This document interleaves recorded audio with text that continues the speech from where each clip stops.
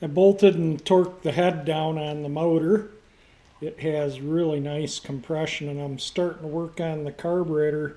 I got the carburetor out that 805 Road King sent me, which is a Carter Model N, which is what this REO has on it.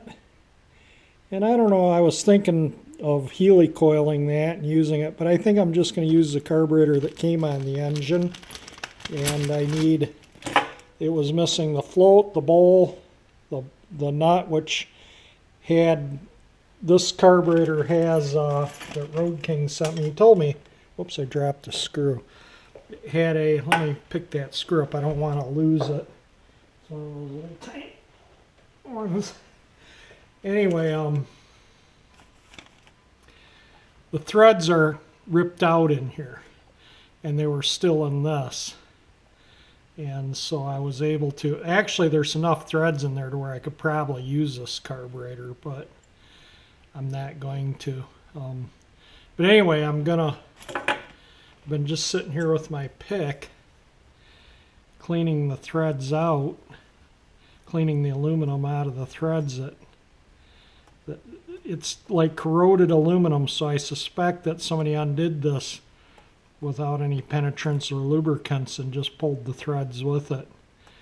But anyway, I'm just going to sit here and pick the bits out. They're coming out pretty easy, and get it all so it threads into the carburetor. And I'm going to see how it's kind of messed up from wrenches. I'm going to clean all that up, those burrs, and then I'm going to buff it so it'll look, you know, nice with the float bowl, nice shiny brass, not on the bottom of the float bowl. And I cleaned the float up. I don't see anything wrong with it. I think it's a absolutely perfectly good float. I got all the old messed up threads cleaned out of the threads of this, and I cleaned this up too.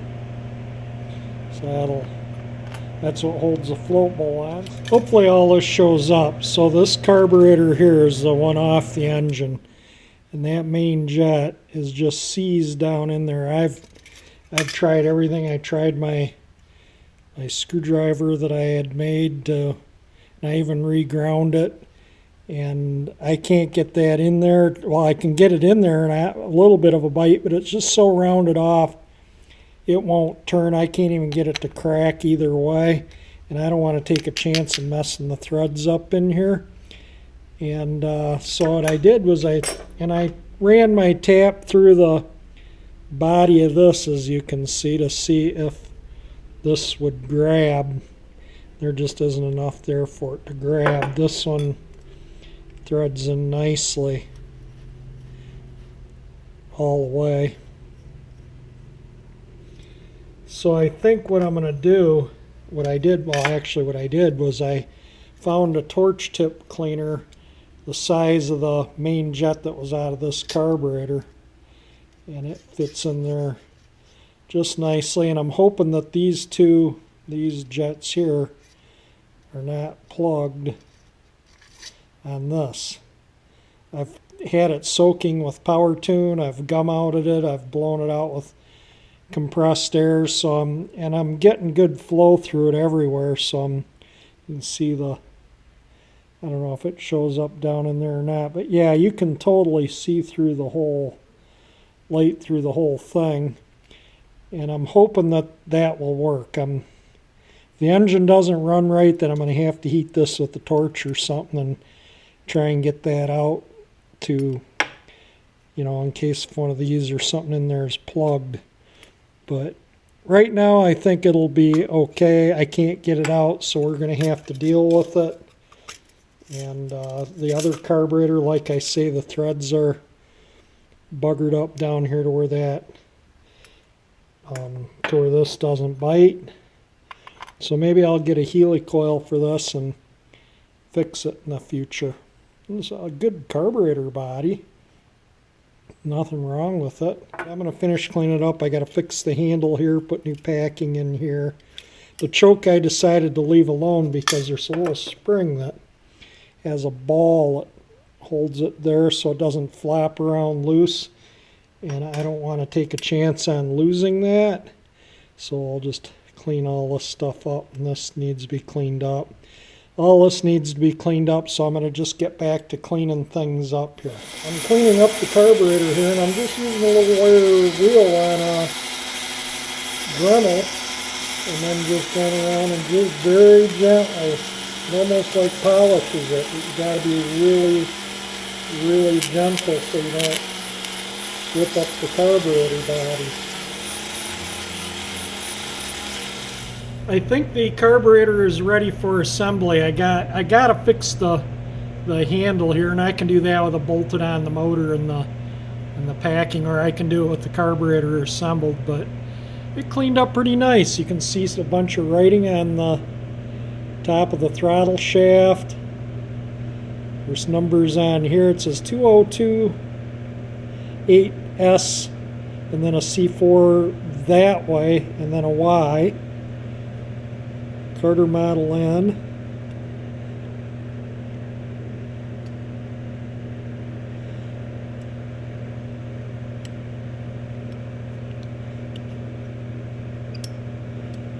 And the float looks good. Obviously the float bowl, which I showed you, this holds the float bowl on. I buffed it out. The needle, the main needle, is two pieces, but you're not going to take them apart. This piece is pressed into this part. There's holes. I don't know if they show up here or not, but there's a little hole right there, and right there, and right there, and right there, and then there's one right there, just a little tiny one. And if those are blocked, the engine won't run properly. So I ran gum out through everything.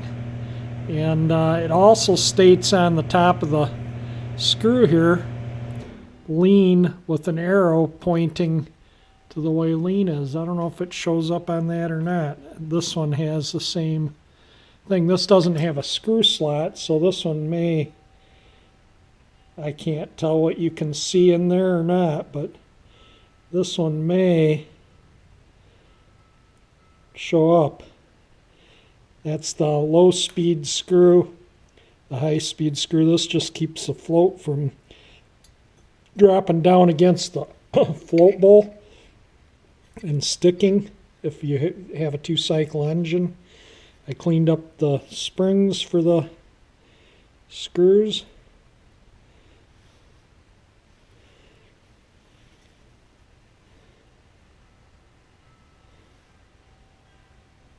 So I'm going to start assembling the carburetor. I got the kit here, and set the float level and whatnot. And I think I'll just, I mean, there's nothing really to rebuilding this. You put in your screws and basically just got to set the float level.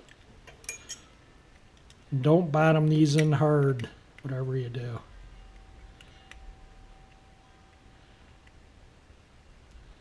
Half, one, we'll go 1.5. I don't remember what these liked.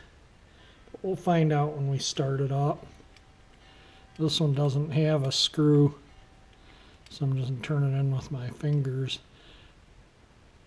This is actually the screw out of the carburetor 805 Road King sent me, because the one that was in here was bent. So then I can turn this one. Oops, that wasn't in all the way. I'll turn this one half, one, half. We'll just go from there. That's a good starting point. And this has to go back in right here.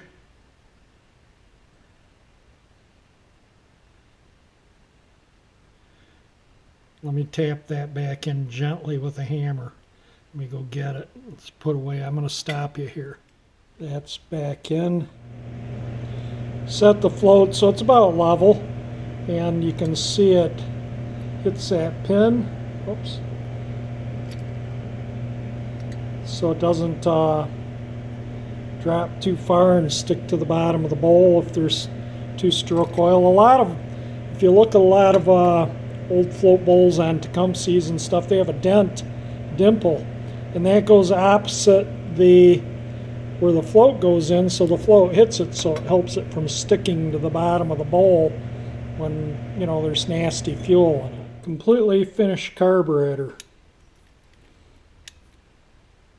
I mounted the carburetor, just give me a place to work on it. I'm going to work on this thing right here, and I'll probably have it on and off a couple of times, but while it's bolted there, I'll just kind of roll the engine around and show you what it looks like. Maybe I'll just screw the air cleaner on momentarily.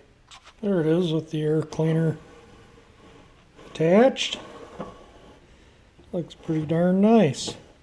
I took this out of the shutoff valve and cleaned it up, but I found a nut that I can fit on the end, and I think I'm going to solder it. But first, I got to put new packing in the nut. I'm not even showing you. But that's the nut I'm going to solder on, but I got to pack it first.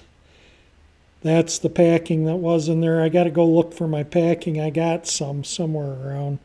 I found an old gas shutoff valve that I think I can knock this knob off, and then I'll use the knob too. And looks like there's good packing in there. So I'm going to try and knock that apart. Shutoff that works now. I'm going to start on the banged up muffler now, and I think the first thing I'm going to have to do is heat that with a torch. That's a long, kind of a specialty bolt, and I don't want to break it. So I'm going to definitely heat that with the acetylene torch. Yeah, not much to the muffler. And the reason why I'm reusing this is these are really quiet. These really muffle the engine well, and I don't like loud engines, especially loud lawnmower engines. So I'm going to try and put a piece of pipe in my vise and bang all that out. This is the easiest way I found to straighten it out, was to get this puppy out, and it did a pretty good job. So I'm going to just spread it out and kind of tapped around it, and hopefully that's going to do the job. The muffler's finished. I'm going to paint it in high heat paint, whatever color I have, whether it's be black or silver, but there you can kind of see the outlet. And then this side around here, it's all up there tight in the outlet. And like I see, these mufflers are really quiet. That's why I'd like to use it. And eventually, if I make something, it might be down underneath the machine out of sight. But I just kind of want a really quiet muffler on it. This is the only high heat paint I have, is this black, so that's what color the muffler is going to be. This hasn't been shook in years, so I'm going to give it 4 minutes.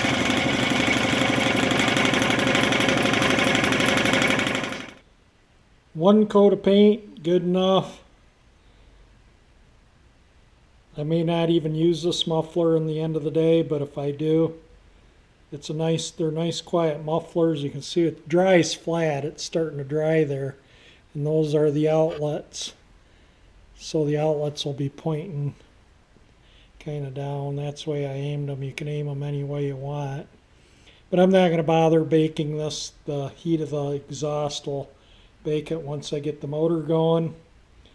And I didn't weld this end on, just in case if I need to take it back apart for some reason. But it looked like the ends were, the can was bent out, and then this was peened over the edge, so that's what I did. I went around and bent that lip out, and I took my hammer and peened that on, and that's not coming off. And then you got the bolt that holds it together too. So that muffler is not coming apart. As you see, I got the muffler on, and I took a valve stem and cut the end off, and I left a little there. I tried it in here to see how it goes in smaller. I thought maybe that would fit in that hole, but it doesn't. But I'm going to put a little, when I put it together, I'm just going to put a little bead of sealer around that curve there. But this fits in there nicely.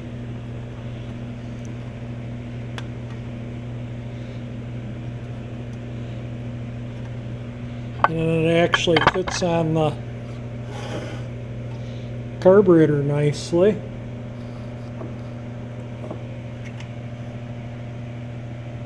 I'll put a little something on it, but I don't know if that shows up or not. But that's totally going to work. Absolutely no doubt about it. So I'm going to pop this back out. I'm just going to hit this with a spray bomb, but this is where it'll be bolted on. All those holes line up. And the reason why I'm just going to do this with a spray bomb is just so it looks nice for now, because there's a good chance I might need to hammer that in. Might need to weld things on, because I'm getting a REO pulley and belt guard from Doug. And that way, if I want to extend the belt guard or extend this down further, or cut, down and cut it on an angle this way, I can whack this off and weld on whatever I want. And but this is a nice start. And so I'll be bead blasting it and working it and repainting it probably eventually. But for now, I'm just gonna spray bomb it. Wanted to stage this up, make sure everything fit together before I put the rubber in, because I'm going to put a little bit of, just a smidge of this on, like I say, that ridged area right in there before I put it in, just let it dry a little while. But eventually I'm going to have to get different screws here, because that cover, belt cover, will come right around there.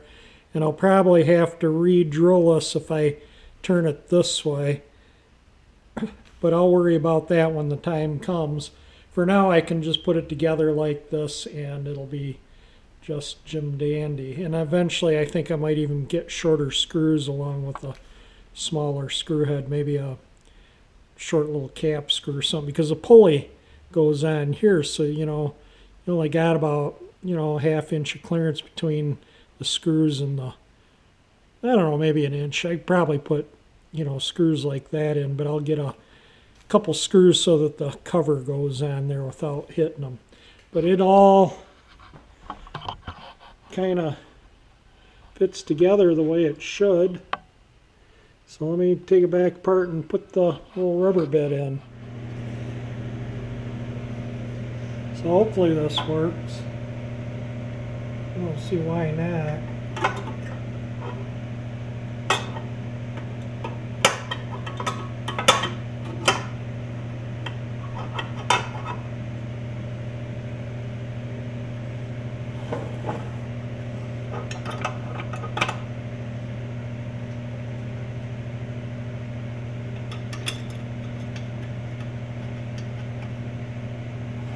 I don't know if you're seeing what I'm doing here or not. I'm just kind of working away here. I got to hang it off the bench because this hits the bench.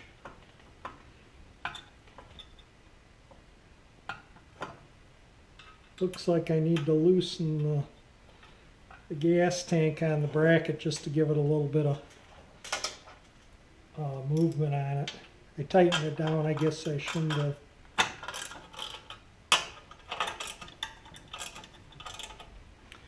Get my other wrench.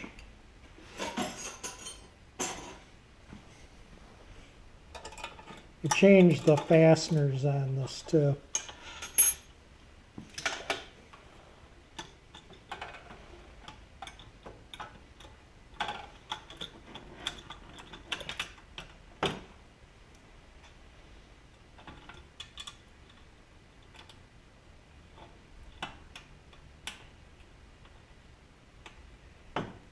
Alright, let me get all the screws in, and there's no point in you watching me run screws in. You can't really see what I'm doing anyway. I think I'm going to call the engine done. Like I say, I'm going to clean that up with some sandpaper once I get it running.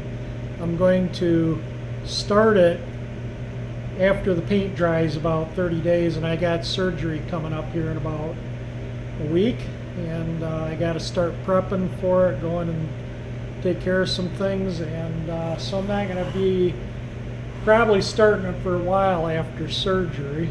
But we'll just turn the motor so you can kind of, I'm not looking at the screen, so I don't know what it's showing up on it.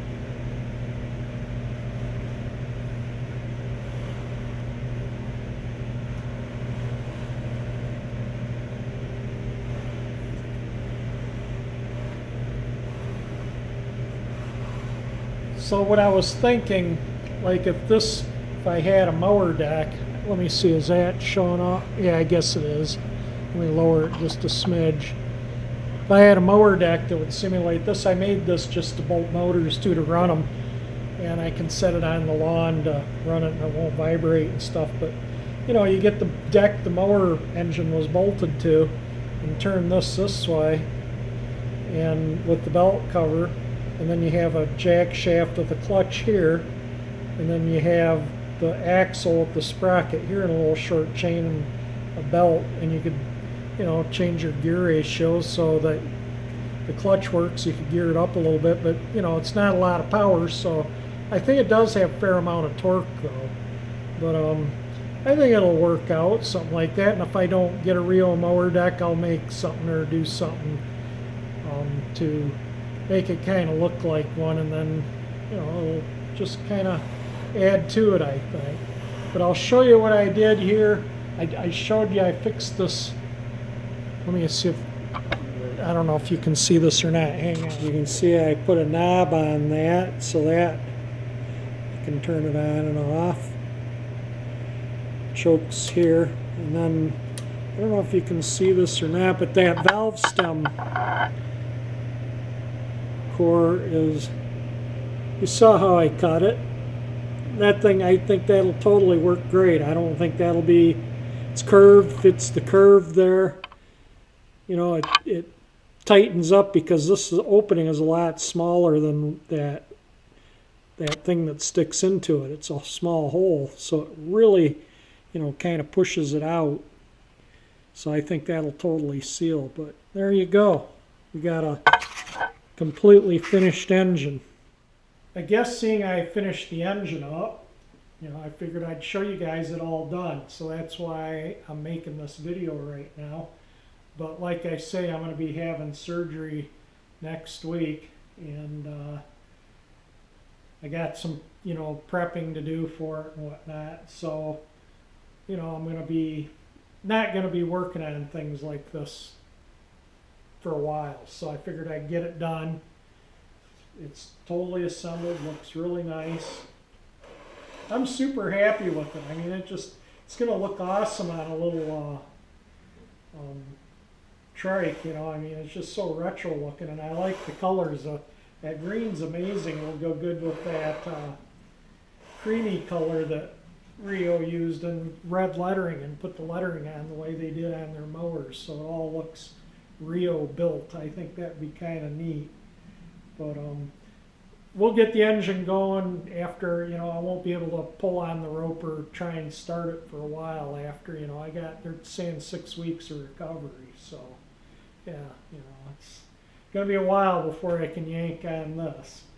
And but in the meantime, you know, I can go to some estate sales and see if I can find a tricycle and start scrounging other parts. Doug, the guy, got the cylinder head and the piston and the air cleaner screw. Thank you, Doug, for adding that in.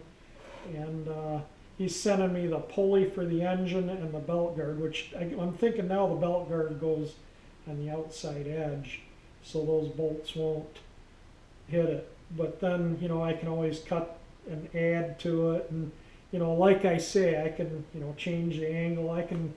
Or I could even leave it like that and put the, you know, the chains up here. So that's an option too. But I want everything to look kind of REO manufactured, so maybe back like that, seeing that's why they're lawnmowers, you know, and bring it down so it's flush. You know, give it a little bit of a gap so it doesn't vibrate on it, but so you don't see, you know, it's not got a big gap like this there, you know, and you can hide the belt. And anyway, you know, that's just kind of some ideas, you know, I'll think about it. It's going to be a while before, might even be next winter before I build something like that. Because in the summertime, I generally like to use my cars, not work on them or use my machinery. And wintertime, when it's snowy and salty and cold, you know, that's when I like to do this kind of stuff.